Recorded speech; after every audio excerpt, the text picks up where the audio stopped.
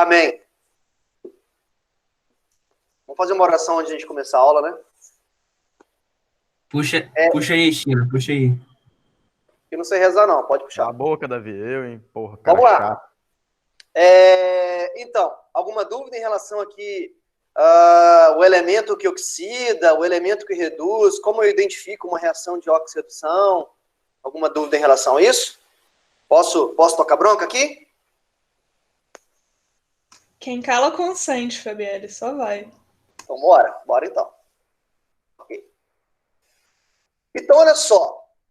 Deixa eu ver se eu tenho... tem o vídeo aqui que eu vou mostrar daqui a pouquinho. Espera aí um pouquinho. Antes de mostrar o vídeo, a gente vai fazer o seguinte aqui, ó. A gente vai... Tá fora de ordem aqui. Tudo bem, não tem problema não. Deixa eu colocar na ordem aqui. Mas isso vai fazer pouca diferença. Então, olha lá. Se eu, por exemplo, colocar uma plaquinha de zinco, ó, uma plaquinha de zinco metálica dentro de uma solução aquosa de sulfato de cobre, nessa solução tem íons cobre 2+, porque é um sal aqui, né? Esse sal dissocia em cobre 2+, e SO4 2-, não é isso?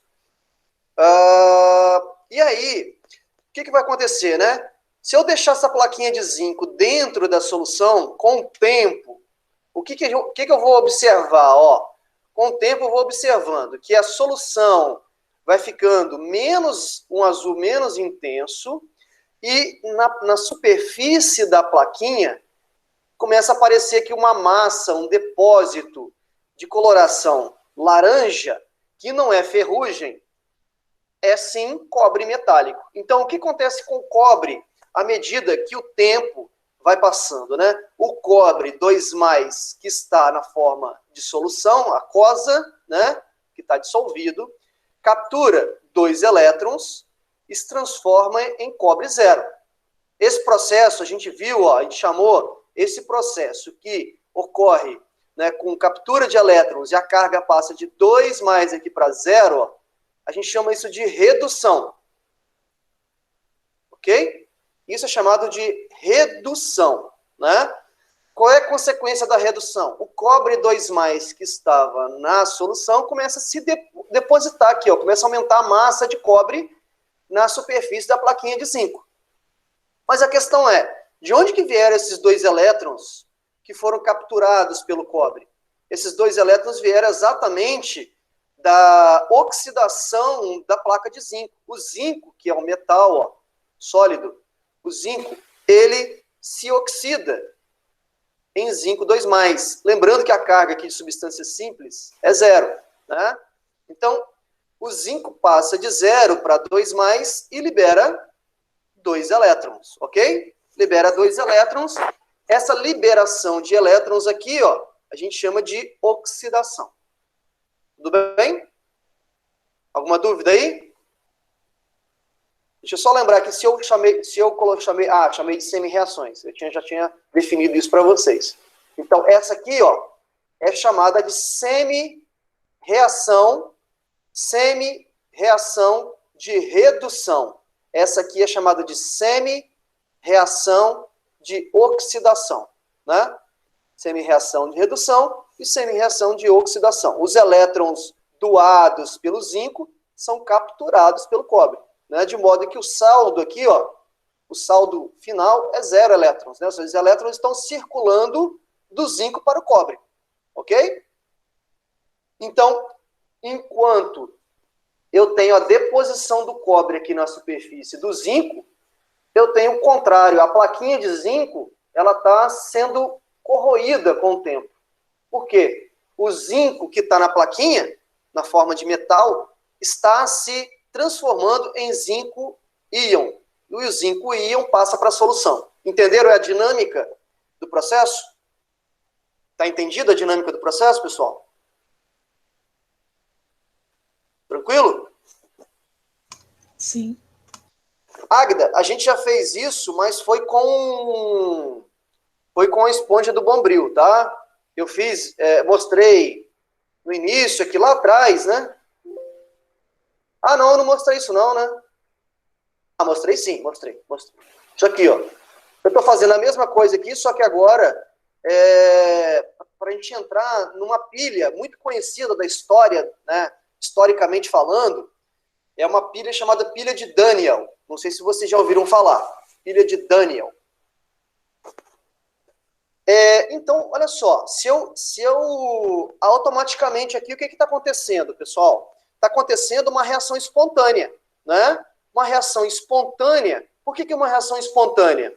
Uma reação espontânea no qual eu estou colocando simplesmente a plaquinha de zinco dentro da solução de cobre e a reação está acontecendo naturalmente, ou seja, está acontecendo sem que ninguém force a reação ocorrer. O mais interessante é o seguinte, se eu inverter o sistema, se eu colocar uma plaquinha de cobre dentro de uma solução de zinco, se eu fizer o inverso, a reação não acontece, porque tem a ver com a reatividade, tá? Tem a ver com a reatividade. Só acontece quando eu coloco a plaquinha de zinco dentro da solução de cobre, não o contrário. Ok? Aqui, ó, aqui vai mais um conceito importante agora, que vocês precisam entender. Essa reação aqui, ó, que é a reação de redução, essa reação de redução, a gente chama ela de reação catódica. Ela é o cátodo do sistema. E essa reação que ocorre, a oxidação, é chamada de reação anódica. Ok? Ou o ânodo da minha reação. Sempre, professor, sempre. A reação de redução é chamada de reação catódica. A reação de oxidação é a reação chamada de anódica, ou seja, a reação que captura os elétrons aqui, ó, é chamada de cátodo, e a reação que libera os elétrons é chamada de reação anódica. Ok? Vocês provavelmente já viram, vão ver isso. Ah, sim, isso aí. Vão ver isso em eletrônica, né? Cátodo e ânodo, né? O problema é que lá na eletrônica, o que vocês estudam é o sentido imaginário do fluxo de elétrons, né? Do fluxo de elétrons. Aqui a gente estuda o fluxo real dos elétrons. Isso aí, exatamente. O convencional e real, exato. Então, a gente trabalha aqui na química, a gente trabalha com o fluxo real dos elétrons ali naquele caso, tá bom? Então, lembrar desses dois termos aqui, ó, tá? A reação de oxidação é também chamada de reação anódica. E a reação de redução é chamada de reação catódica. A semi-reação, né? A gente sempre vai escrever as semi-reações aqui. Se eu quiser montar uma reação global, né, pessoal? É só eu passar uma reta aqui, ó, e somar as duas equações, né? Cortar os elétrons, porque a gente não mostra elétrons numa reação química, né? Tanto é que quando a gente escreveu aqui, ó, quando a gente escreve uma reação qualquer, a gente não escreve os elétrons envolvidos ali, né? A gente escreve uma reação global no qual os elétrons estão migrando de um elemento para outro, né? Que a gente vê isso através de quê? Através do NOx, né? Através da carga dos elementos durante uma reação química, tá bom? Bom, então vejam bem, né? Vamos tentar entender algumas coisas e quebrar alguns paradigmas, né? Primeiro, pilha, o processo chamado pilha, é todo o processo de transferência de elétrons espontâneo. Todo o processo eletroquímico, ou seja, de transferência de elétrons espontâneo, a gente chama de pilhas. Por exemplo, o enferrujar de um prego é um processo espontâneo. Então, aquele processo ali é chamado de pilha também. Só que o que está na nossa cabeça, né? Fica muito impregnado na nossa cabeça aquele objeto, né, chamado de pilha, que a gente coloca no controle remoto, que a gente coloca. Mas pilha, dentro do conceito aqui de eletroquímica, é todo o processo espontâneo, ou seja, todo o processo que ocorre naturalmente com transferência de elétrons, ok?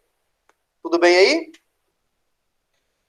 Então vejam, o que ocorre é uma transferência de elétrons do zinco, né?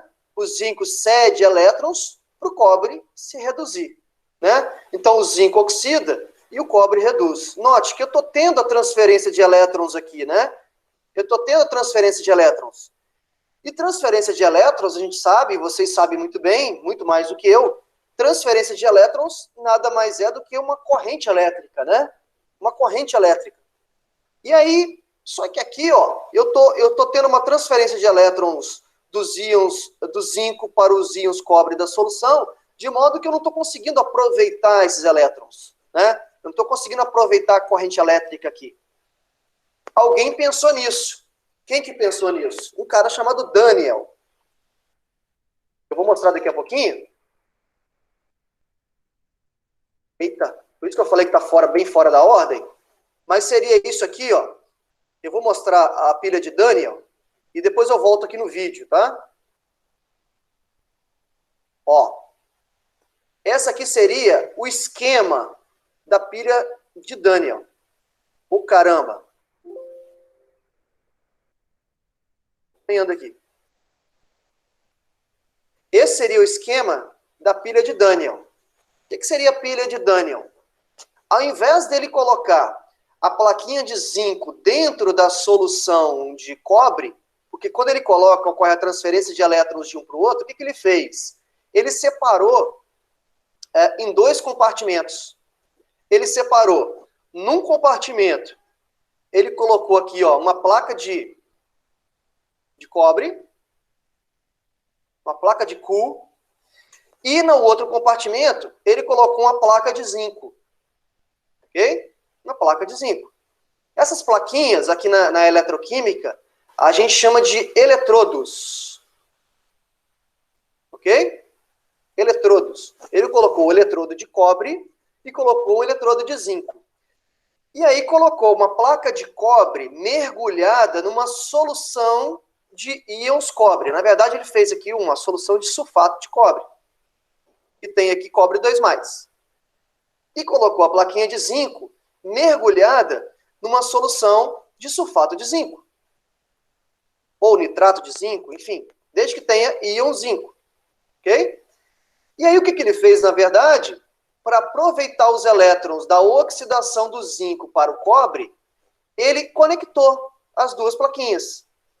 E aí ele conseguiu, né, gerar uma corrente elétrica aqui através desse fio conectado às duas plaquinhas, né? O que a gente observa, né? Que o zinco oxida, se transformando em zinco 2+, mais 2 elétrons. E o que vai acontecer? Olha, vai começar a sair elétrons daqui, ó. Vai começar a sair elétrons. E os elétrons vão chegar aqui, ó, na plaquinha de cobre, ok? Tudo bem? Isso vai ser espontâneo. Tanto é que eu estou medindo aqui a DDP, né? Estou medindo uma DDP. Uma diferença de potencial de 1,1 volt quando eu conecto essas duas plaquinhas. Ou uma força eletromotriz, né? De 1,1 volt. Ok? A unidade ali é volt. Né? Que é a DDP entre a diferença de potencial medida entre os dois eletrodos, ok? Então, o que vai acontecer? Vai acontecer a mesma coisa que aconteceu antes. A mesmíssima coisa que aconteceu antes. Só que aqui aconteceu no mesmo recipiente. Aqui não. Aqui vai acontecer em recipientes separados. De modo que a plaquinha de zinco vai acontecer a mesma coisa. A plaquinha de zinco ela vai se corroer com o tempo. Ela vai se dissolver com o tempo.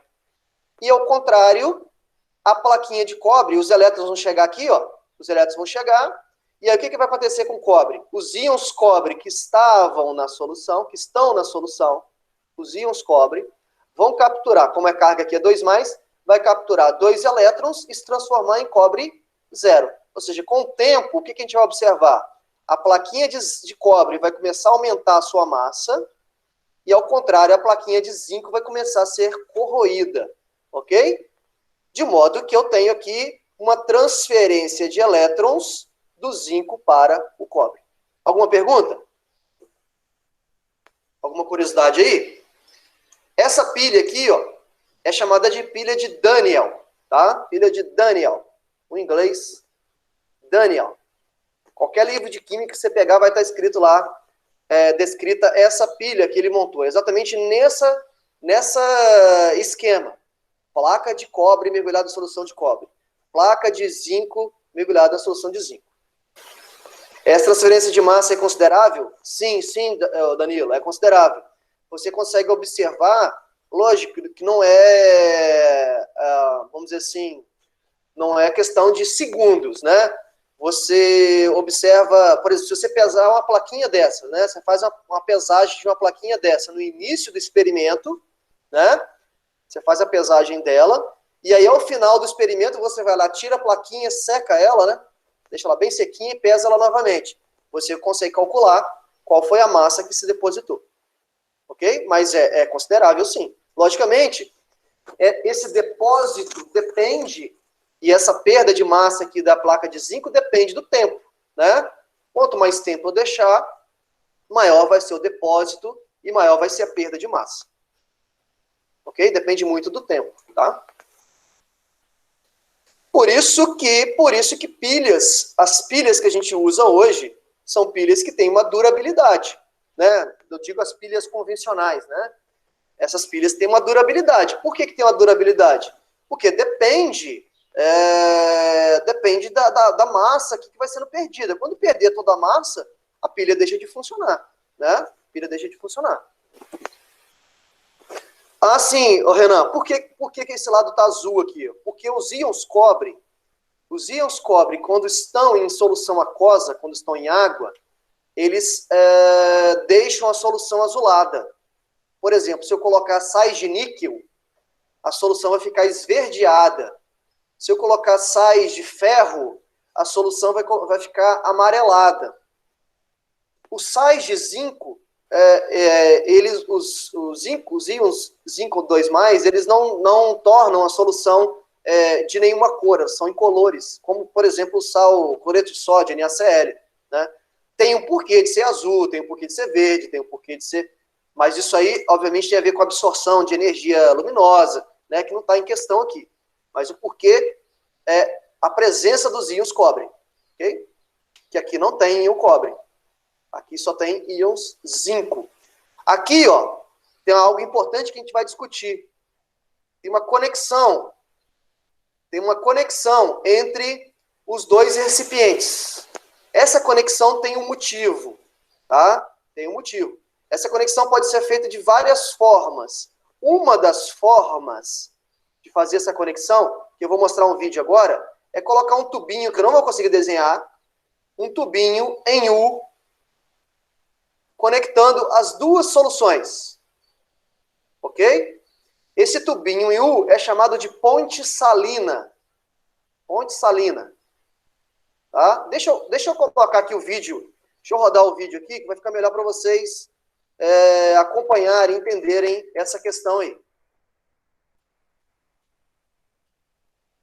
O desenho é horrível. O desenhar com canetinha aqui, eu não tenho essa habilidade ainda não. Então, vamos lá. Deixa eu dar um play aqui.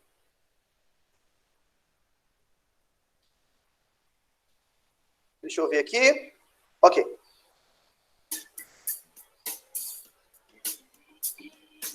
Não precisa dessa música, né? É desnecessário, né?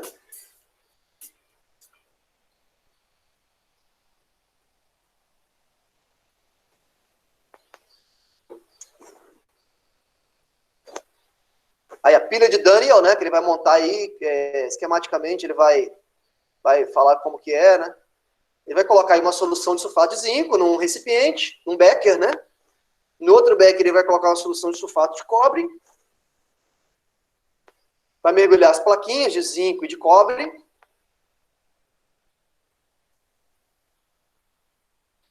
Essa aí é a ponte salina que eu falei com vocês, ó.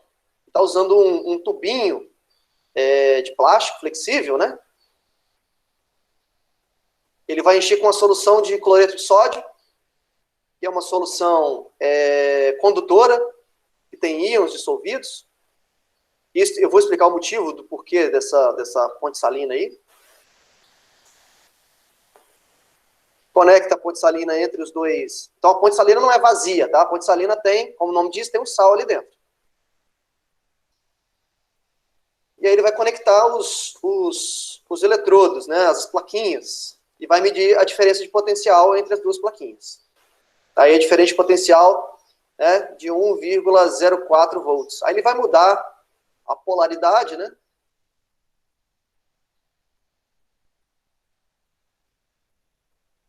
Tá variando a segunda casa decimal ali, né?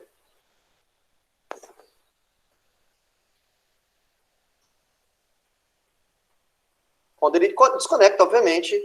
Quando ele tira a ponte salina, ó, zero, tá vendo? Ele coloca a ponte salina de novo. Então a ponte salina é fundamental. Aí ele vai mostrar funcionando um relógio, né? Esses relógios mais vagabundos aí, mais baratos. Vai colocar duas pilhas em série, né? Qual o motivo de colocar duas pilhas em série?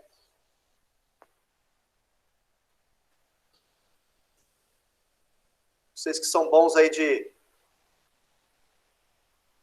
eletricidade. Canela sabe a resposta. Hã? Para que colocar duas pilhas em série? Garoto, isso aí, dobra DDP. Muito bem. E em paralelo faz o que mesmo?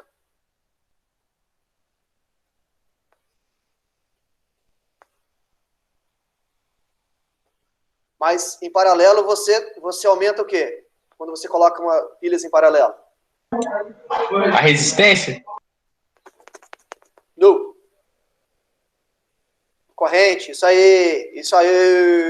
Aumenta a corrente. Muito bem. Então aqui, ó, eu tenho a famosa pilha de Daniel montada, né? Aqui eu tenho outra forma de você montar a pilha de Daniel. Eu vou falar daqui a pouquinho sobre ela, sobre essa montagem. Eu só queria mostrar porque é o seguinte, né? A gente, de forma esquemática, né? Os livros vão trazer para vocês assim, ó, uma pilha, a montagem de uma pilha escrita, né?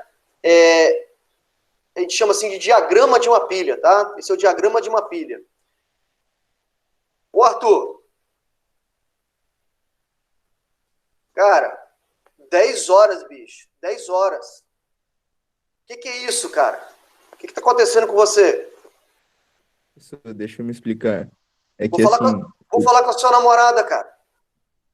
é porque, assim, todo dia eu acordo 8 horas, eu levanto, faço as coisas Você e tá depois bêbado, cara? eu deito. Não, mano. Eu deito só pra piscar, mano. Só que eu pisco e passa 2 horas.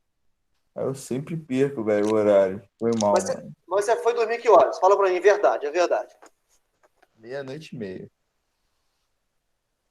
e Pra meia mim, isso é cedo. não é tão tarde, né? Não, pra mim é cedo. É Eu tenho esse problema de piscar e passar 2 horas, velho. foda, né? Complicado. Foi Aqui, mal. deixa eu pegar uma aguinha rapidinho aqui, enquanto eles estão falando mal de mim. Pera aí. Não, vou pegar. Trabalha muito, né, Canela? Meu Deus do céu. Mano, na moral, velho, eu sempre acordo esse horário, velho. Eu acordo 8 horas, aí eu pisco, acordo 10 horas. É foda. Segunda, eu fui caminhar com o Felipe, né? Aí eu boto 2 alarmes, de 7 horas a 7h30. Eu tirei o alarme de 7 horas, eu acordei 7 horas, tirei o alarme. Sério, eu virei, eu dormi. Eu acho que demorei 1 segundo pra dormir. Aí quando eu acordei de novo já era 7h50, aí ele ficou lá. Vocês já perceberam que se colocar um alarme só e acordar de primeira, vocês dormem mais? Ah, para, mano. Quem acorda com um alarme só? Não, tem que botar mais de um, senão não dá certo não. Pelo amor de Deus. Mas você Mas colocou não o alarme pra despertar que horas, assim? Mal pergunte. 10 horas? Botei pra despertar 8 e pouco. Mas aí eu acordei, fui no banheiro, depois desliguei, voltei, já era. Mas por que você colocou pra despertar 8 horas se a aula era 10? Você podia colocar pra despertar um pouco mais tarde, não? É porque ele sabe que vai dormir de novo, né, cara? Mano, é porque eu boto esperando que eu já vá falhar. Exatamente. Se você acordar uma vez de primeira com alarme às 9h30, você dorme mais. A Arthur, você tem que acreditar no seu potencial, cara. Que isso? a lógica do Arthur é o seguinte: se ele colocar o alarme para despertar meio-dia, então ele vai acordar 2 horas da tarde, é isso? Essa é a lógica? Exatamente. Entendi. Exatamente. Entendi. Eu também vou nessa técnica do Arthur. Também não. Foi muito boa. Caraca, bicho, vocês têm um sono infinito. Eu gosto de dormir também. Mas é por causa da idade, cara. É normal isso. Estou chegando aí nos 17, 18. É o pico dos hormônios.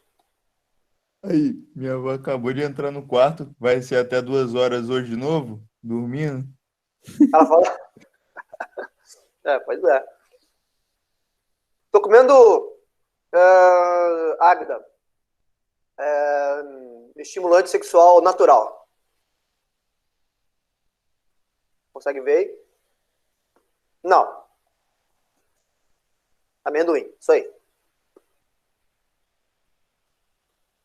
Então, olha só. A gente, para escrever uma pilha, né? Geralmente os livros escrevem dessa forma aqui, ó.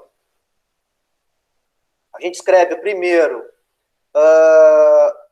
o ânodo. O que é o ânodo mesmo? Ó? O ânodo é o que sofre oxidação. Então a gente escreve dessa forma assim, ó.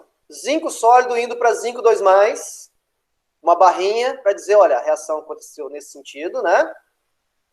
A gente coloca do outro lado aquele que sofre redução, ou seja, o cátodo, né? O cátodo, ó. Cobre 2+ indo para cobre 0, ok?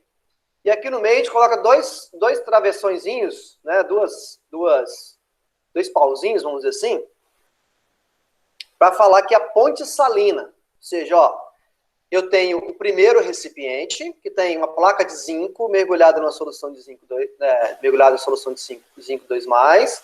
Aqui é o que vai acontecer a oxidação. E do outro lado eu tenho cobre 2+ e uma placa de cobre.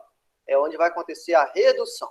Essa é a maneira, vamos dizer assim, padronizada, é o padrão de se escrever uma pilha, tá? Isso vai estar muito no livro de vocês, na apostila de exercício. É a forma de escrever um diagrama de uma pilha, tá? E aí, por exemplo, aqui, ó, aqui está mostrando um esquema de uma pilha de Daniel.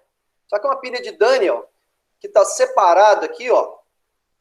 A separação nada mais é do que uma porcelana porosa, ao invés de ser uma ponte salina. Depois eu vou falar da ponte salina. E aí o que vai acontecer, né? Ó, nós já vimos que o zinco, com o tempo, o zinco vai se oxidar e liberar os elétrons. Então o que vai acontecer? Os elétrons vão sair da plaquinha do eletrodo de zinco e ir em direção à plaquinha de cobre. Como os elétrons estão saindo da plaquinha de zinco, esse polo aqui, pessoal, da pilha, muito importante agora isso, o polo da pilha é negativo, ok? O polo dessa pilha, desse lado, é o polo negativo. É onde ocorre aqui a oxidação, tá? De uma pilha. Que também é chamado de anodo. Ou ânodo. Ok? Então, os elétrons, onde os elétrons saem, a gente chama na pilha, a gente chama de polo negativo, tá bom? Onde os elétrons estão chegando, a gente chama de polo positivo. Então, os elétrons vão chegar aqui, ó, vão chegar um monte de elétrons, vai chegar um monte de elétrons desse lado, né? E, bom, e o que vai acontecer com a plaquinha de zinco aqui? Ainda está desconectada, né? Mas quando eu conectar, quando eu fizer a conexão aqui, né? O que vai acontecer? O que vai acontecer é que, bom, colocaram um voltímetro aí em série, né? O que vai acontecer é o seguinte, é que a plaquinha de zinco, ó, o zinco vai se transformar em zinco 2+, ou seja, o zinco vai passar aqui para a solução. Essa é a dinâmica da pilha, ó. E automaticamente, esse bastão de zinco aqui vai começar a diminuir a massa, então vai começar a corroer aqui, né, o zinco. E ao contrário, aqui no polo positivo, né, no eletrodo positivo, que é o meu catodo, o cátodo, né, vai acontecer o quê? Olha, o cobre da solução vai começar a capturar esses elétrons e se transformar em cobre zero. Ou seja, com o tempo, eu vou ter um aumento de massa dessa plaquinha aqui de zinco. Eu estou falando isso porque é clássico, tá, pessoal? As perguntas mais clássicas de pilhas são essas daí. Qual é o polo positivo? Qual é o polo negativo? Quem é o catodo? Quem é o anodo? Qual eletrodo vai perder massa? Qual eletrodo vai ganhar massa? São as perguntas mais clássicas dentro de pilhas. Mais clássicas, ok? Então, vocês precisam compreender esse fenômeno, tá? Precisam compreender esse fenômeno. O que a gente vai fazer daqui a pouco é conseguir calcular, teoricamente, qual é a DDP dessa pilha, tá? Por exemplo, se eu mudar a placa de zinco por uma placa de alumínio, por exemplo, e mudar a placa de cobre e colocar uma placa de magnésio, a DDP vai ser a mesma? Obviamente não, a DDP vai ser outra. E como é que se calcula essa DDP? Como é que se calcula essa voltagem, né, desse sistema eletroquímico quando eu mudo? Existe uma maneira da gente fazer isso. É nesse aspecto que eu quero entrar daqui a pouco com vocês, né? No caso da pilha de Daniel, o teórico, né, calculado é 1,1 volt, né? Não sei se vocês já observaram, lá no vídeo que eu mostrei, agora, uns minutos atrás, a DDP lá estava dando um pouco diferente disso, né? Quanto estava dando, alguém lembra?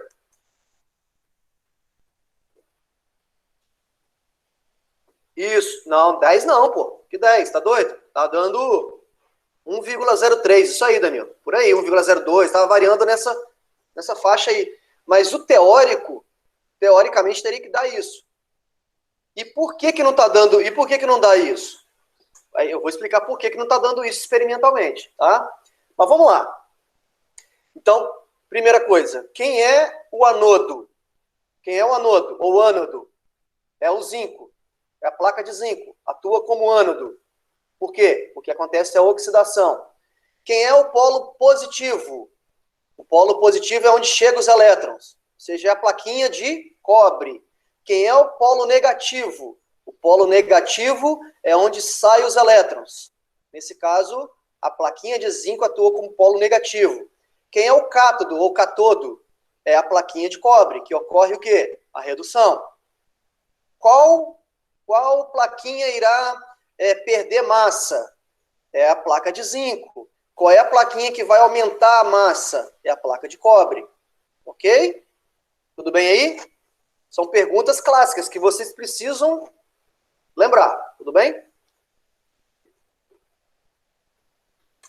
Só que aqui, o que está acontecendo? Qual é o problema? O problema é que quando eu utilizo esse sistema sem a ponte salina, começa a acontecer um fenômeno. Qual é o fenômeno? O zinco que estava aqui na forma metálica, né? O zinco que estava na minha forma metálica vai começar a ser liberado na forma de zinco 2+.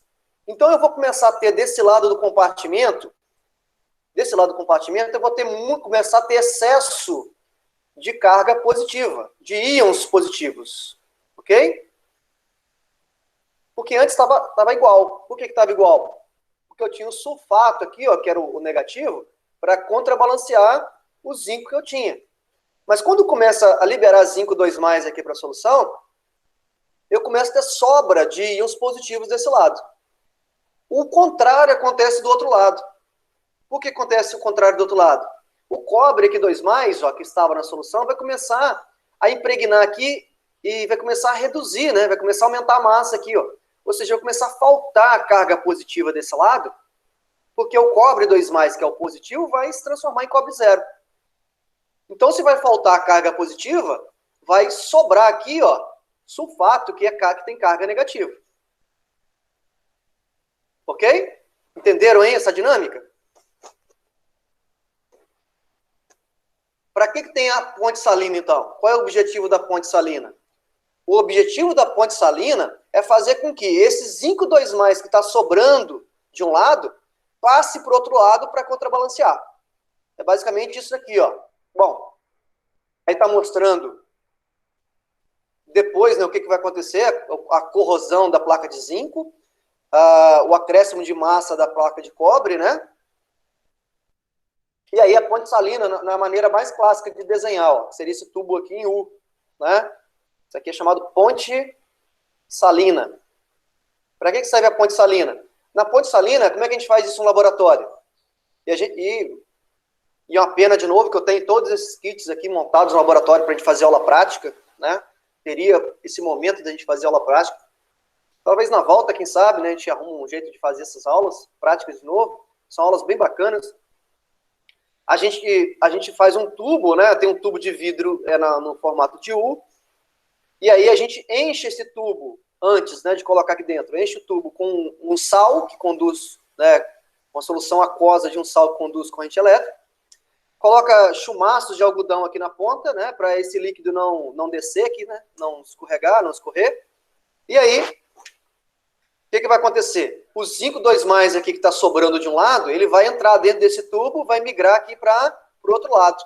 De maneira semelhante, né, o que está sobrando do outro lado, que nesse caso é carga negativa, no nosso exemplo anterior era sulfato, né? O sulfato que começar a sobrar, né? Aqui ele colocou um sal de nitrato, que é a mesma coisa, né? A ideia é a mesma.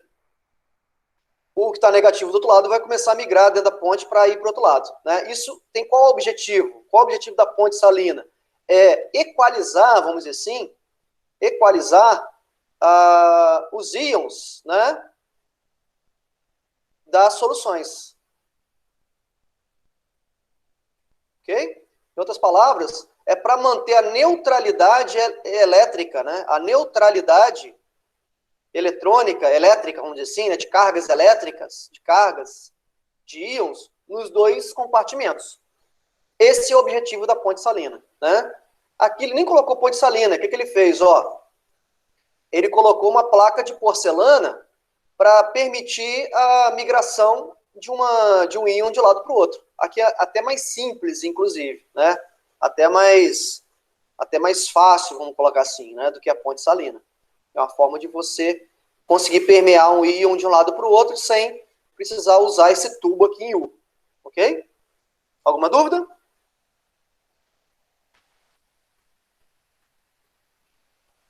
Muito bem. Então vamos lá. Continuando. De onde surgiu o termo pilha, né? O termo pilha surgiu exatamente desse aparato aqui, ó, experimental, desenvolvido por um italiano chamado Alexandre Volta.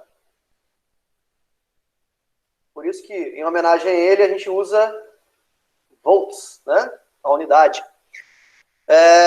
O Alexandre Volta, eu vi isso aqui no museu, eu vi a pilha de Alexandre Volta no museu. É basicamente, o que seria a pilha de volta? Eu tenho um disco de zinco, discos de cobre, né, intercalados por ele usou um tecido na forma de disco também, intercalando um disco e outro, embebido por vinagre.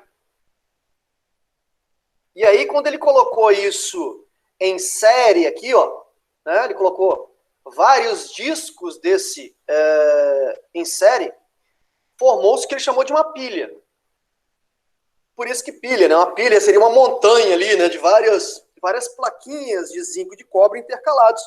Isso gerou uma voltagem, né, uma DDP bem interessante, né, numa época aqui, pessoal, histórica,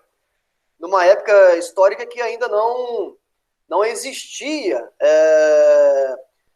transmissão de linhas de transmissão de eletricidade como a gente conhece hoje, né?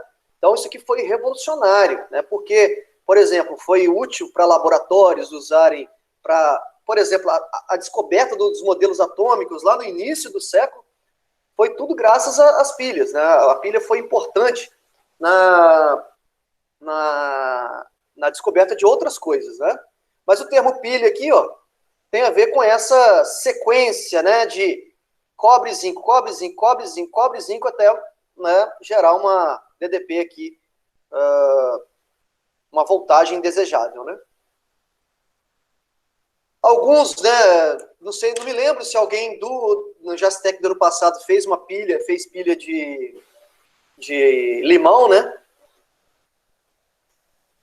Mas você pode montar uma pilha em casa, tá? É possível montar uma pilha em casa. Como é que você monta uma pilha em casa?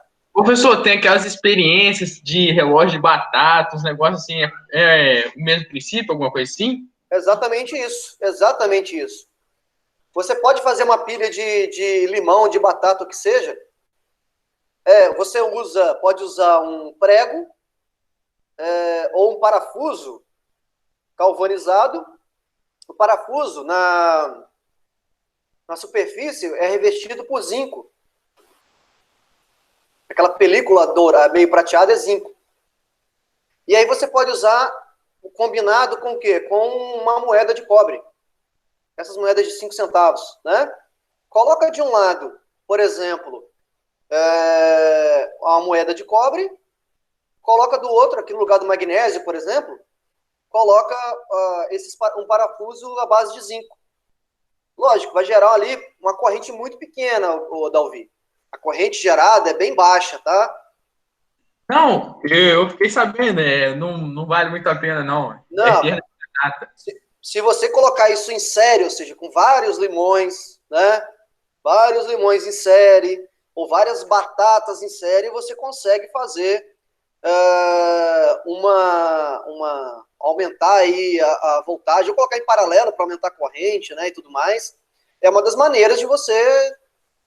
Professor, no Mas leste dá europeu, para funcionar um LED, por exemplo, dá para funcionar um LED, sim, dá para funcionar professor, um relógiozinho, pode falar.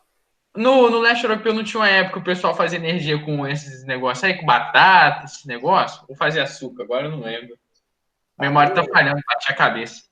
Puxa aí, consulta aí. Pô, mas também haja dinheiro pra comprar batata pra acender LED, né, professor? Aqui, ó, ele fez uma pilha de limão, ó. Deixa eu ver se dá um play aqui, peraí. Eu vou ensinar para vocês a fazer uma limonada suíça. Não, Brincadeira. Vou ensinar vocês a ligar uma calculadora usando limões. Vamos lá, pessoal.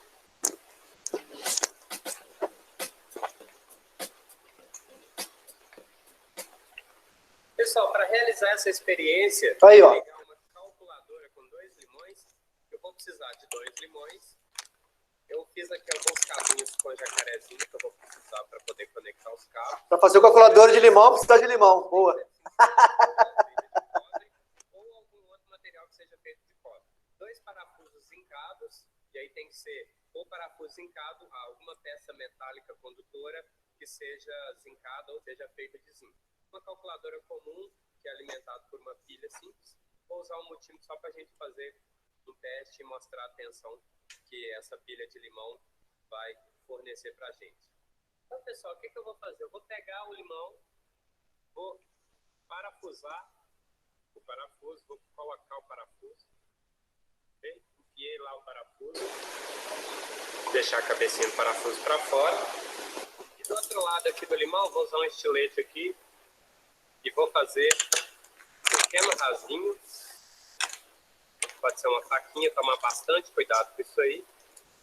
E eu vou enfiar minha moeda de 5 centavos aqui. Então, o que eu tenho aqui, pessoal? É uma célula de energia de cobre, zinco e uma solução ácida, que no caso é o limão. Ok? Vocês podem ver que isso aqui praticamente já virou uma pilha. Melhor, já virou uma pilha. Vou colocar o multímetro aqui, vou fazer um teste para vocês. Vou conectar a ponta de prova vermelha no cobre, eu já sei que o cobre vai ser o positivo. E a ponta de prova preta eu vou colocar no zinco. O zinco vai ser o polo negativo da minha pilha, ok? E vou ligar o meu multímetro na escala de tensão. Vou ficar aqui em 2 volts, olha lá. Eu tenho 1,03 volts, sendo o cobre o positivo e o o zinco, o negativo. Para mim poder ligar a calculadora, eu vou precisar de no mínimo 2 limões, então vou ter que ligar eles em série. Para isso eu já preparei um outro limão aqui. Na tela vai aparecer para vocês. Eu já fiz um vídeo mostrando sobre ligações de fontes em série em paralelo, associação de fontes. Também fiz uma experiência parecida, só que usando uma forminha de gelo. Pessoal, para ligar em série, eu vou pegar o lado do cobre aqui do limão, vou colocar um cabinho aqui, ó, conectado próximo, aqui bem próximo ao cobre, e vou colocar do lado aqui do parafusozinho, encostado no parafusozinho. Então, pessoal, após eu ter inserido o cabo aqui, fazendo a ligação em série, né?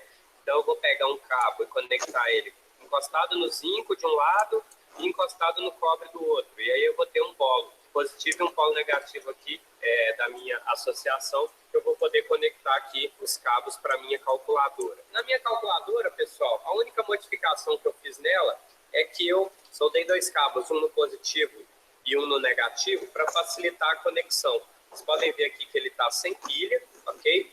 Quando eu tento ligar a minha calculadora, não consigo ligar a minha calculadora porque ele não tem fonte de tensão para ligar essa calculadora. O que vai fazer essa fonte de tensão vai ser a nossa pilha de limões. Então eu vou pegar um cabo, conectar no cobre, esse cabo vermelho aqui vai ser o positivo, e vou conectar aqui no cabo laranja, que lá dentro da minha calculadora eu soldei no cabo positivo da calculadora. E aqui no zinco eu vou pegar um cabo preto, conectar aqui com o jacaré. E a outra ponta eu vou conectar no cabo preto. E aí a minha calculadora ela liga. Então eu vou ter ali tensão suficiente para acionar a minha calculadora. Bom, já é suficiente, já viu como funciona, né? Aliás, é um bom trabalho, né? Podia pedir vocês para gravar um vídeo de uma montagem dessa, ó. Dá pra fazer isso em casa. Tranquilo. Pessoal, não tem limão em casa, não, cara. Ah, tá bom. Plantam, eu espero você plantar o pé de limão e dar o limão. Pô, os Você limão acabou- que tá aqui em casa eu não uso pra Fechou, isso, hein, não. Tá combinado. Pelo amor de Deus. Você acabou de falar em qualquer fruta ácida rola. Se entregou, Dalvin. Não, eu chutei, cara. Eu chutei, pelo amor de Deus. Chutou, né? Safado. Olá, pessoal. Qualquer fruta, na verdade, qualquer fruta que tem líquido funciona. Não precisa nem ser ácida. Por isso que dá para fazer com batata também, entendeu? Mas a batata nem tem um caldinho. Nem tem tanto caldinho. Mas tem o suficiente, sim. Dá pra fazer com melancia, dá pra fazer com laranja. Tem fruta em casa, não, professor. Teve um grupo que fez esse experimento, não foi? Melancia, dá pra fazer com melancia, claro. Fica maneiro pra caramba. Mas aí, pessoal, não é a quantidade, tá? Não é tipo assim, a melancia, por ser grande, vai gerar uma DDP grande. Não tem nada a ver. Não tem nada a ver. O que vai gerar DDP são os 2 eletrodos, o cobre e o zinco, por exemplo. Né? E não é dependente da quantidade de eletrólito. Lógico, se você colocar várias plaquinhas de zinco e cobre ali em série ou em paralelo na melancia, você vai ter variação de DDP e corrente, né? Mas não é o tamanho da fruta que vai fazer uma DDP maior. Professor, Fala. a distância que esses elementos aí ficam na fruta não influencia, não? Tipo, se não é mais fácil, não é mais forte num limão do que numa melancia, já que vai ficar mais perto, sei lá. Não. Ele não. Não influencia.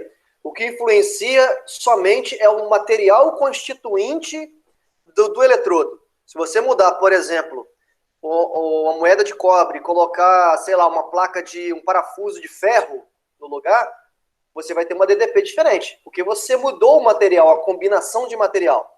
Você vai entender isso daqui a pouquinho quando a gente falar de DDP, cálculo de DDP, tá bom? Esse experimento acho que alguém fez, né? Se eu não me engano, foi o grupo da Bruna, Thiago, não lembro. Eu não tenho vídeo, não vou soltar vídeo, não.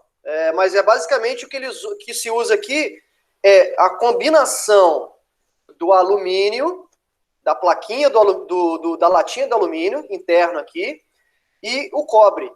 Ele usa cobre e a própria placa, a própria superfície da parede de alumínio para fazer uma pilha, né? Para fazer uma pilha. E lá, se eu não me engano, os meninos montaram isso aqui e fizeram a medida, né, da DDP ali e tal. Aqui no caso aqui do Manual do Mundo aqui, que esse cara só fala um monte de besteira, fala um monte de coisa errada, mas ele colocou para funcionar aqui tipo um ventiladorzinho, né? Bom, vamos lá. As lâminas metálicas de chumbo e zinco foram introduzidas. Ó, chumbo foi mergulhado numa solução de cobre, zinco foi mergulhado numa solução de cobre. Observou-se que o cobre metálico se deposita sobre as placas dos dois recipientes. Então, ele observou que, com o tempo, houve deposição de cobre aqui nessa placa e houve deposição aqui nessa placa. Se houve deposição de cobre metálico nessas duas placas, qual é a conclusão que a gente chega? A conclusão que a gente chega é que o cobre 2+, se reduziu. Como que ele se reduz? Né? O cobre 2+, captura 2 elétrons e se transforma em cobre sólido. Estado de oxidação 0. Ok?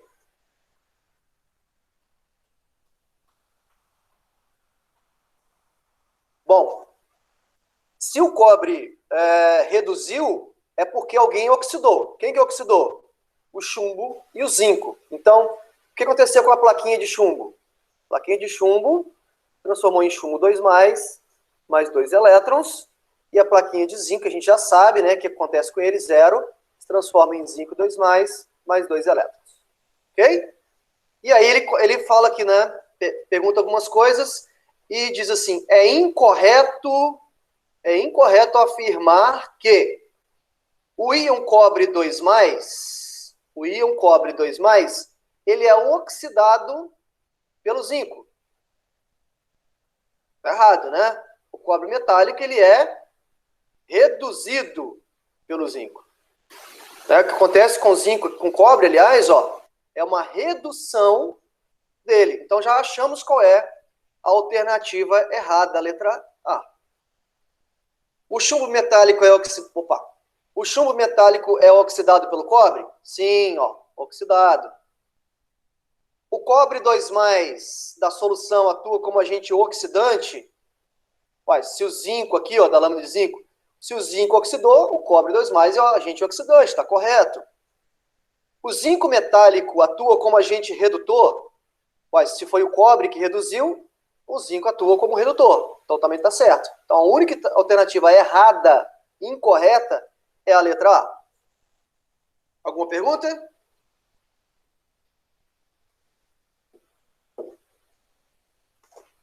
Ok.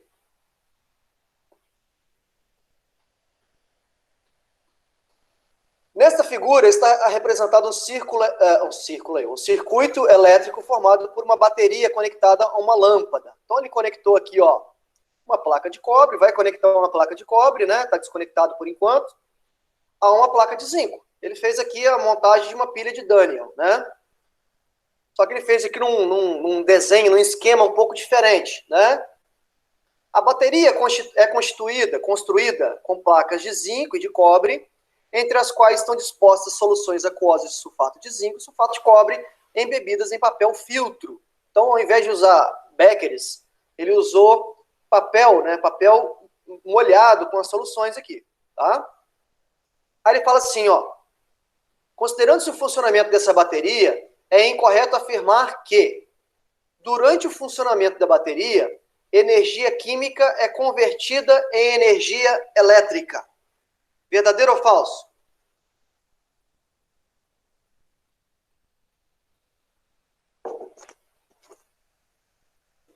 Verdadeiro. Muito bem. Lógico. É a transformação ali, as reações que vão acontecer e vão gerar elétrons, né? Os elétrons aqui vão sair, nesse caso, da plaquinha de zinco, né? Passar pela lâmpada e voltar aqui no cobre. Não é isso? Então, tá correto isso aqui. Ele quer a falsa, né? Letra B. durante o funcionamento da bateria, íons são transformados em átomos neutros. Íons se transformam em átomos neutros. Tá falso ou verdadeiro isso?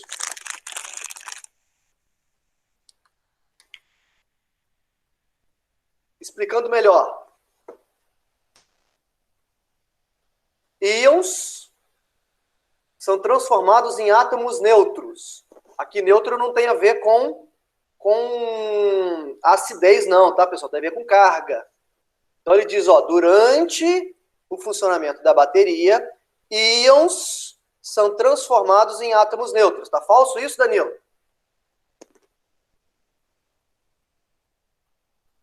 Íons são Não, eu confundi transformados aqui. em átomos neutros. Ó, Na minha cabeça Verdadeiro. eu coloquei íon como zinco, mas o íon é o cobre. Tá certo. isso, tá certo, tá verdadeiro. C. Se o circuito elétrico externo for fechado, aqui, ó, sobre a placa de zinco, cadê? Sobre a placa de zinco? A lâmpada não se acenderá. Ou seja, se ele colocar esse fio aqui, ó, nesse ponto, ao invés do cobre aqui, a lâmpada não se acenderá. O que vocês acham? Se ele colocar os dois, ó, o polo positivo, o polo negativo e o polo positivo, vamos dizer, no mesma plaquinha, a lâmpada não vai acender. Verdadeiro, né?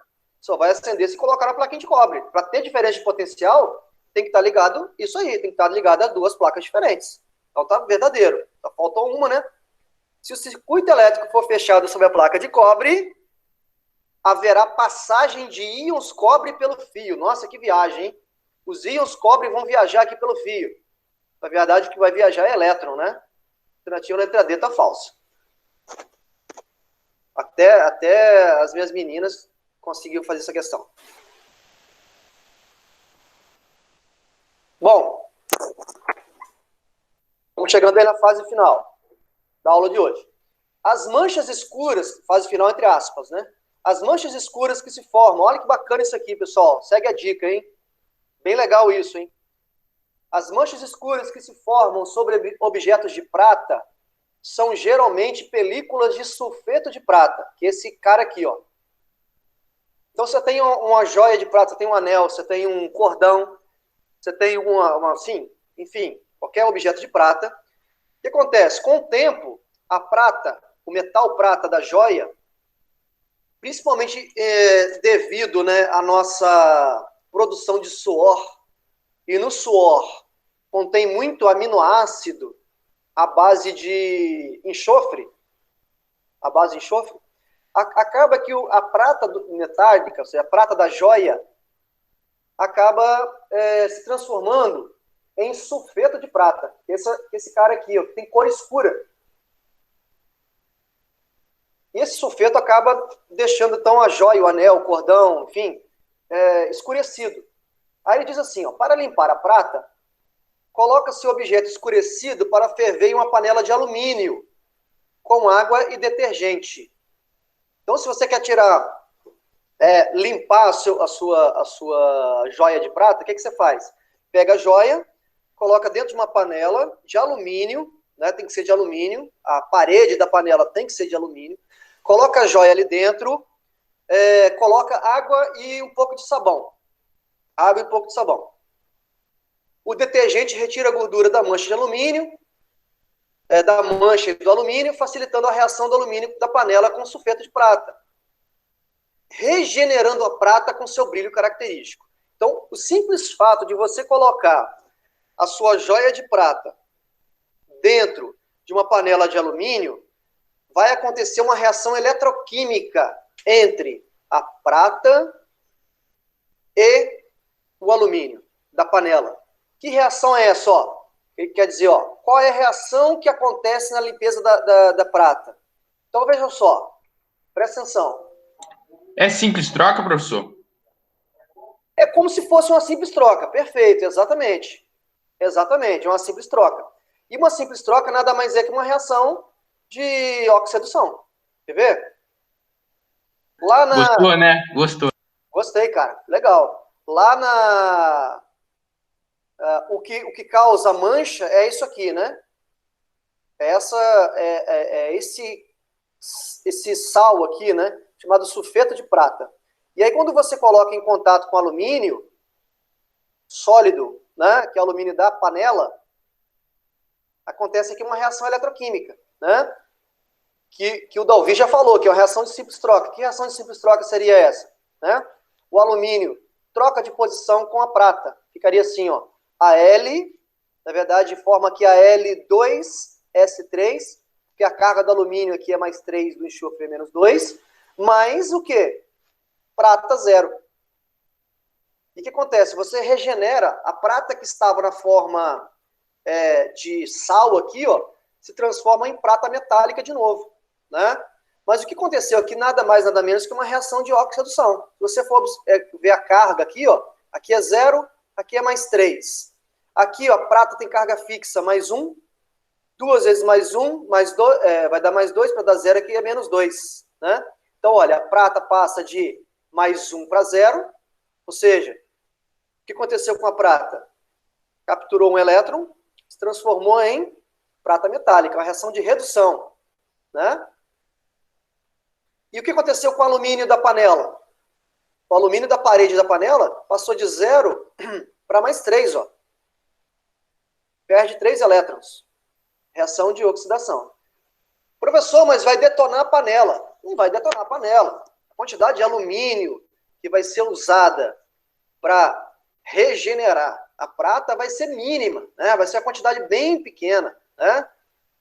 Tem o custo, lógico. O custo é perder o alumínio na forma de alumínio metálico, alumínio íon, né? Mas é muito melhor você deixar seu anel, seu cordão muito mais brilhoso depois de colocar isso aí. Uma dica também é aquecer, né? Você coloca isso tudo numa panela e com água aquecendo, né? O que você faz? Aumenta, né? Melhora a cinética da reação, né? Aumenta a velocidade da reação, ok? Alguma dúvida? Tranquilo até aí? Então, uma curiosidade bem bacana que vocês podem fazer em casa aí. Fazer esse experimento químico aí.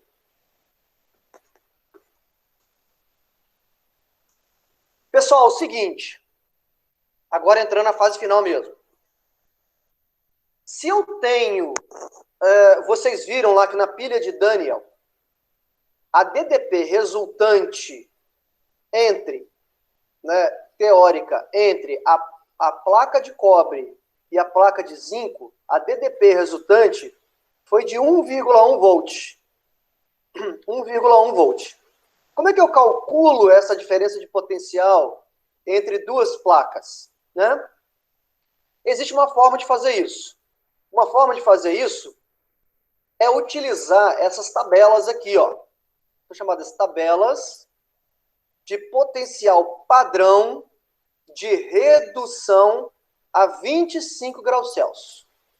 Então, o que acontece? Olha, existem tabelas como essas, né? Essa tabela não está completa, de todas as reações de redução conhecidas. Tem aqui, ó, por exemplo, redução da prata, ó, elas são, como forma padrão, todas elas são escritas na forma de redução, tá? Redução da prata, quanto que vale isso?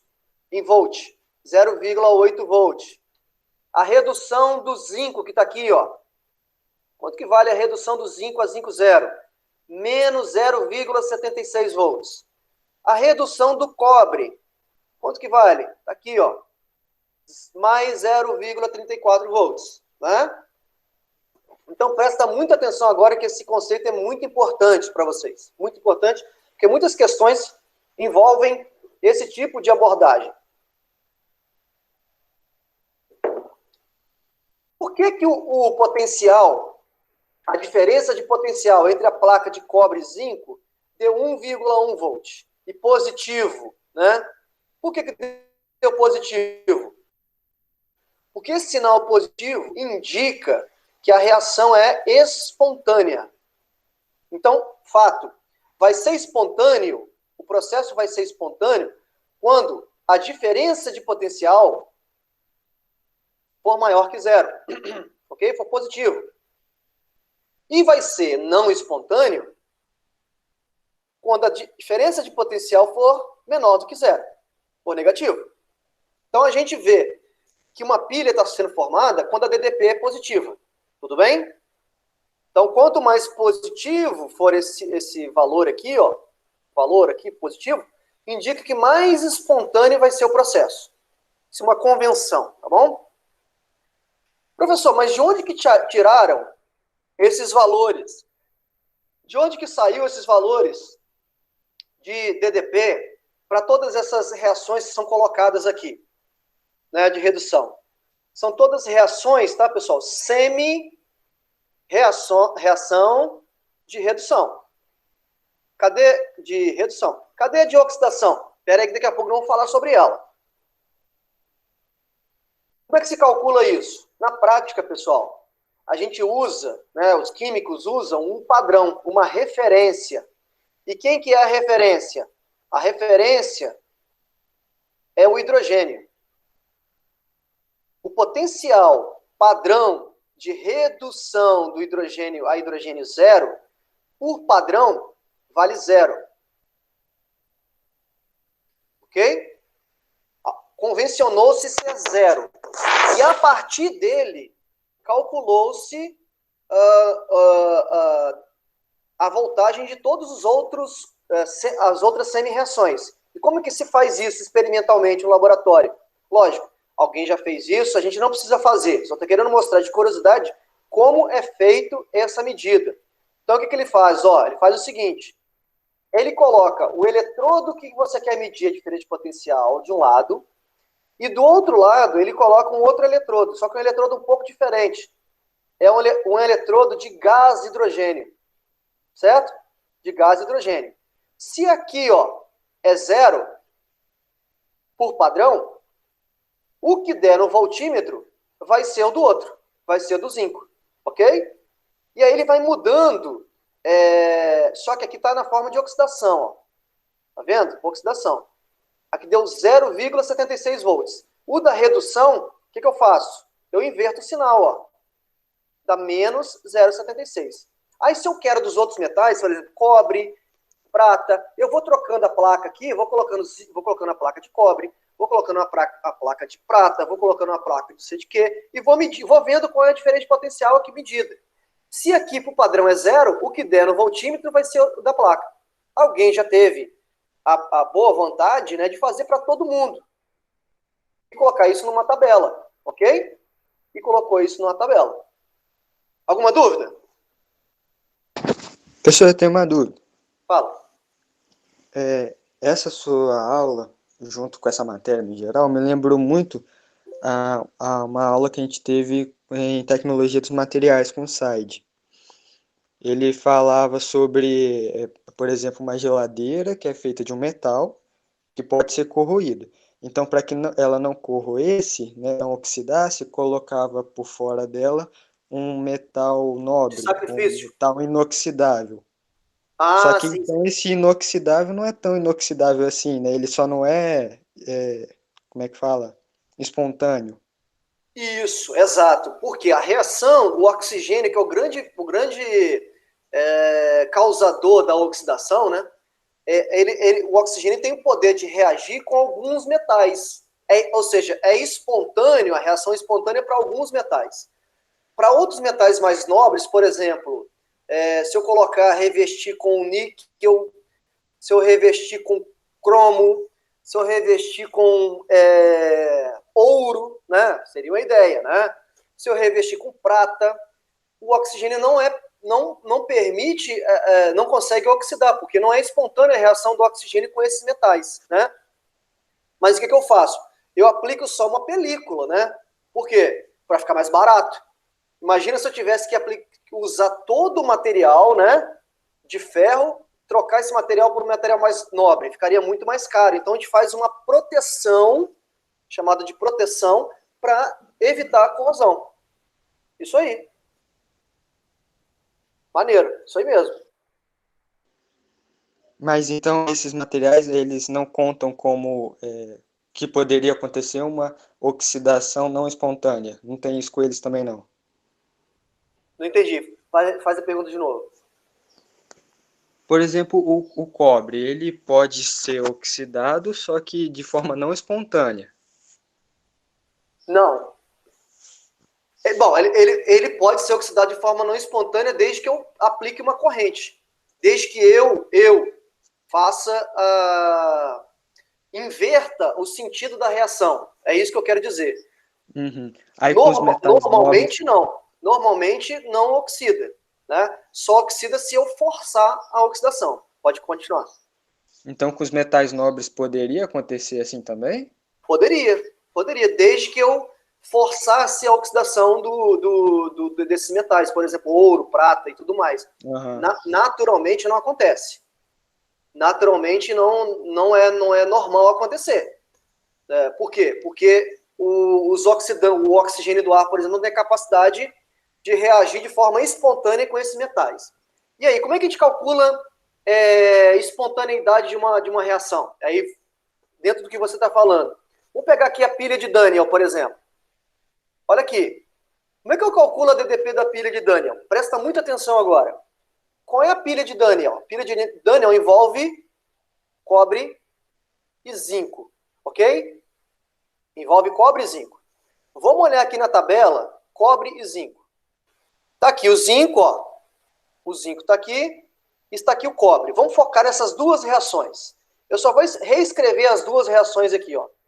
Cobre 2+, mais 2 elétrons, se transformando em cobre 0.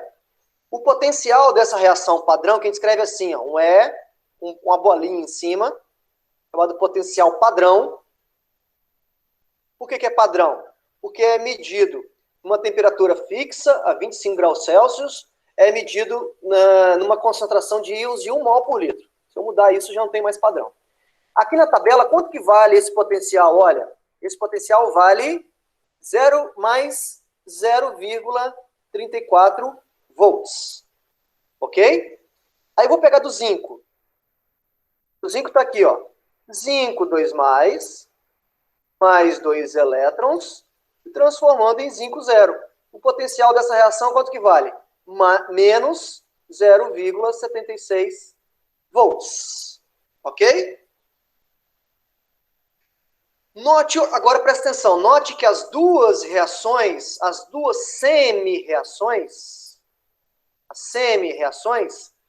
foram descritas na forma de redução. Ou seja, o zinco está reduzindo e o cobre também está reduzindo.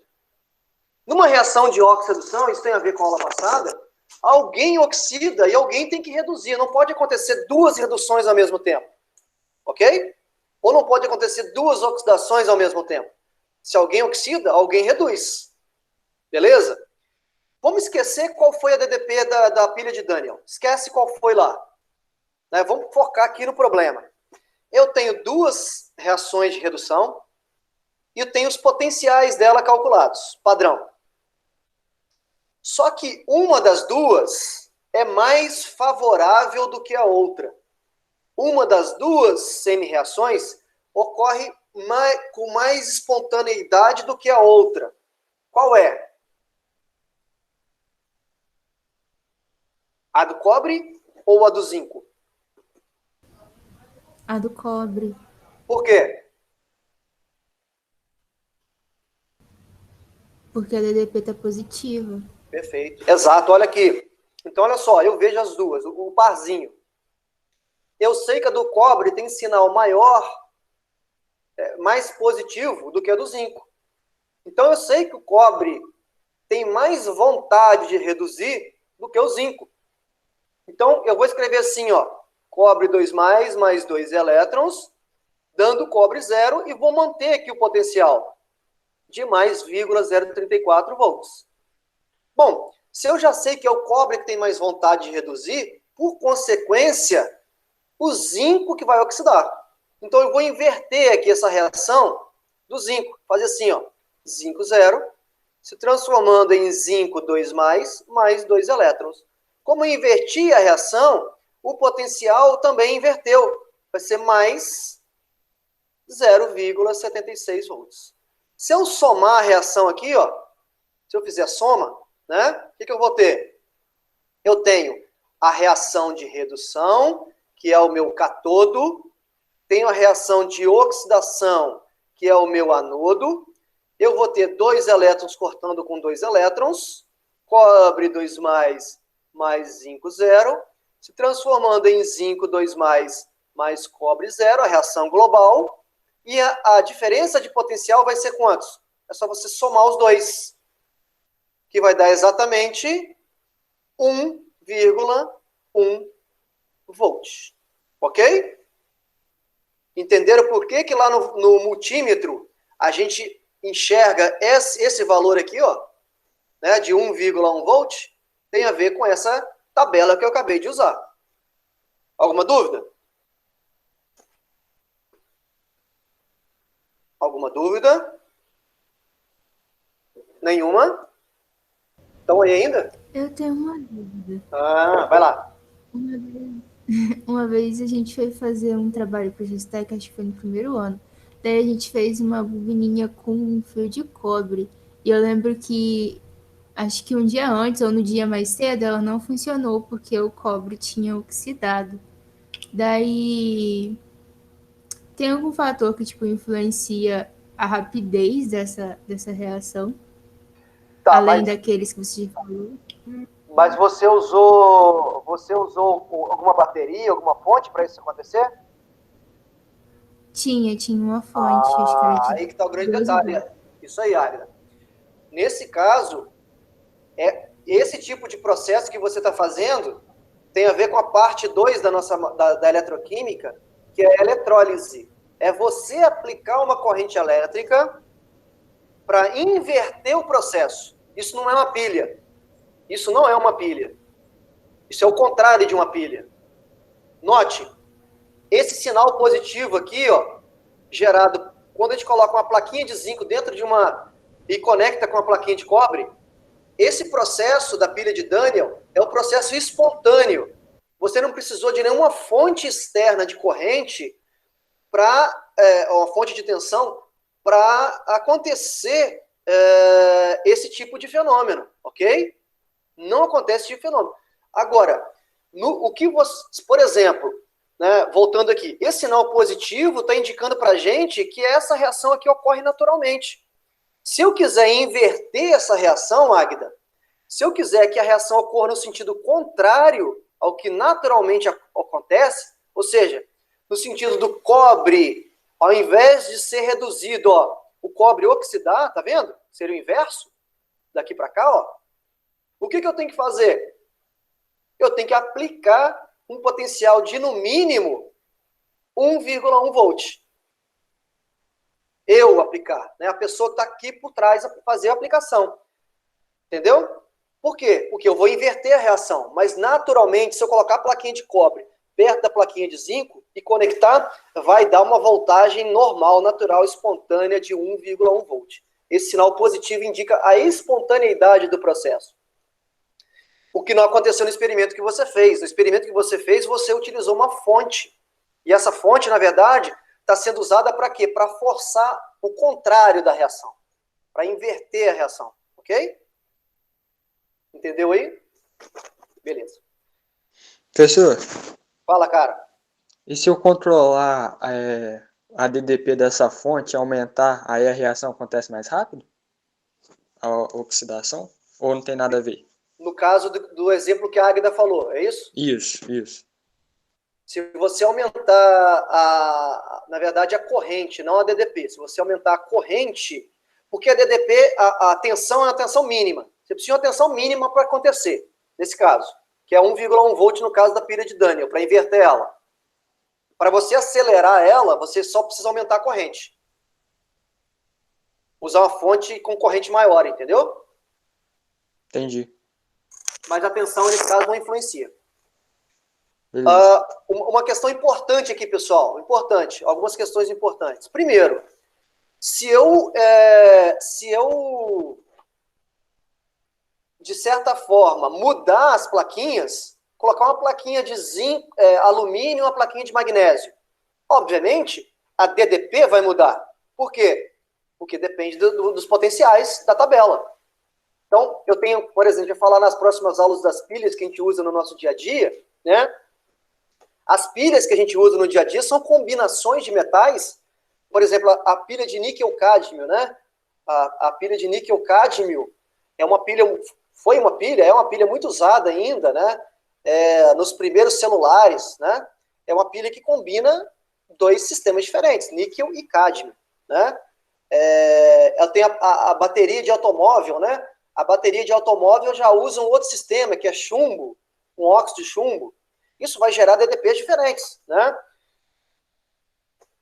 E uma coisa muito importante aqui também, a tensão da pilha não depende da quantidade. Se eu faço a reação, por exemplo, num becker, né?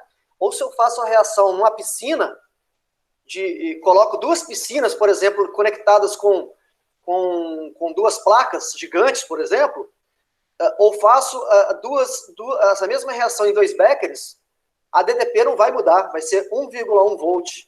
Então, independe da quantidade, tá? Só depende do material que é usado. Aqui uma questão para a gente terminar a aula, juro, estou terminando agora, diz assim, ó, isso aqui é bem curioso, bem legal. Você já deve ter sentido uma dor fina ao encostar em sua obturação metálica. Antigamente, né, tinha muita obturação metálica. O dente era obturado, né, não com uma massinha, era obturado com uma liga metálica feita de mercúrio e prata. Né? O pessoal não é tão antigo assim, né? 20 anos atrás, 10, 15, 20 anos atrás, ainda usava esse tipo de obturação. Né? Hoje já não usa mais. Usava, né, o dente era obturado com mercúrio, uma liga metálica de mercúrio e prata. E aí, quando a pessoa que tem essa obturação encosta, né, um talher de alumínio, por exemplo, ou encosta, tipo aquele papel de dentro do bombom serenata ali, né, aquele papel alumínio, encosta na obturação, a pessoa sente uma dorzinha, como se fosse uma dor. Na verdade, não é uma dor, é uma corrente elétrica que foi gerada ali.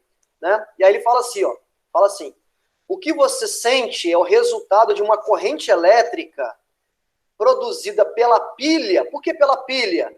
Porque foi espontâneo, ok? O ΔE ali, ó, a variação da DDP é maior que 0, é positivo. Né? A força eletromotriz, ou a DDP, tanto faz, dá um sinal, tem sinal positivo, ou seja, é espontâneo. Quando você coloca o talher na obturação, automaticamente gera uma corrente elétrica. Você não precisa forçar nada para isso acontecer. Na boca. Claro, na boca. Com certeza, pergunta aí seus pais, né, que tem esse tipo de obturação, tá?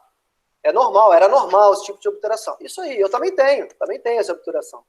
É normal. Hoje o pessoal está trocando, né? À medida que vai, né, você vai lá no dentista, o cara vai trocar essa obturação, coloca a mais moderna, né? Aí diz assim, ó, presta atenção, ó, foi uma questão que caiu num vestibular uns anos atrás. Considere as informações a seguir e calcule a DDP desse processo. Professor, se é chamado de DDP, agora a questão interessante, que é a diferença de potencial, por que você somou aqui os potenciais? Né? Por que você não fez uma diferença de potencial? Uma maneira de você calcular a diferença de potencial muito mais prática é fazer uma diferença mesmo. O que seria a diferença de potencial? É você pegar o potencial maior, e subtrair pelo potencial menor. Você vai calcular a DDP dessa pilha. Né? O que eu fiz aqui foi montar na forma de reação para ficar muito mais fácil vocês entenderem o mecanismo por trás. O que está acontecendo, quem está reduzindo, quem está oxidando. Se você faz assim de forma decorada, e se a pergunta for, por exemplo, outros tipos de perguntas, né, não for só DDP, você não vai conseguir responder as outras perguntas. Né? Então, por exemplo, qual é a DDP gerada nesse sistema aqui da obturação com o talher de alumínio, né? O que acontece? Vamos voltar aqui, ó. Ele deu, ó, a semi-reação de redução do alumínio, a semi-reação de redução do mercúrio. Estão descritas na forma padrão de semi-reações de redução. Ok? São metades de reação, vamos dizer assim, né? A metade da reação e outra metade. Ok? E ele deu os potenciais. A redução, potencial padrão de redução do alumínio e o potencial padrão de redução do mercúrio. A pergunta que eu faço, de novo, quem reduz mais fácil, já que as duas estão descritas na forma de redução? Quem reduz mais fácil, o mercúrio ou o alumínio?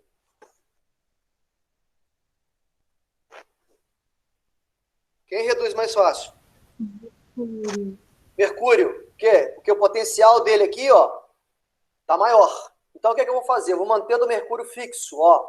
Mercúrio, 2 aqui, que é o íon, né, 2+, mais 2 elétrons, transformando em 2Hg metálico, a redução. O potencial disso aqui mantido é de mais 0,85 volts. Ok? Se o mercúrio reduz, quem oxida é o alumínio. Então, o alumínio, eu vou inverter a reação do alumínio. Vou escrever o contrário.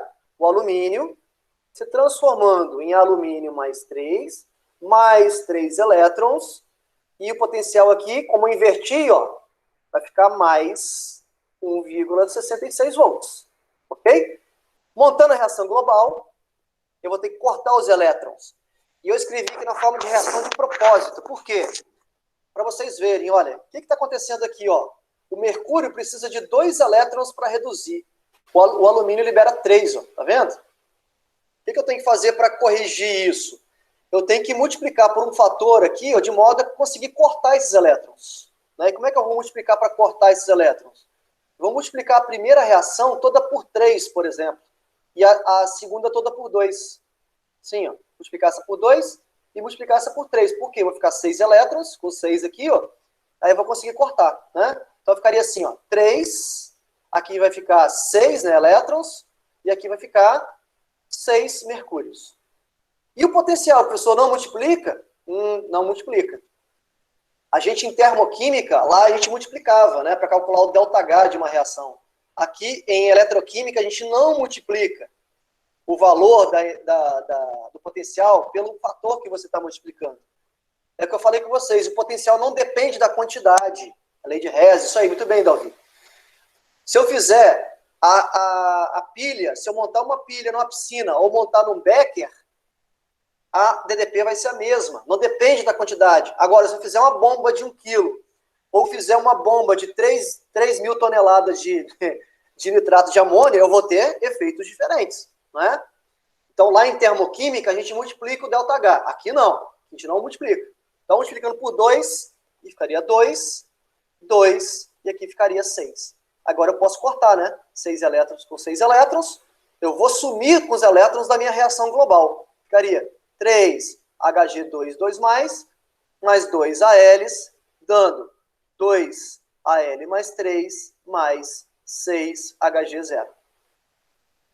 E a diferença de potencial, quanto que dá? Só você somar os dois, né? 1,66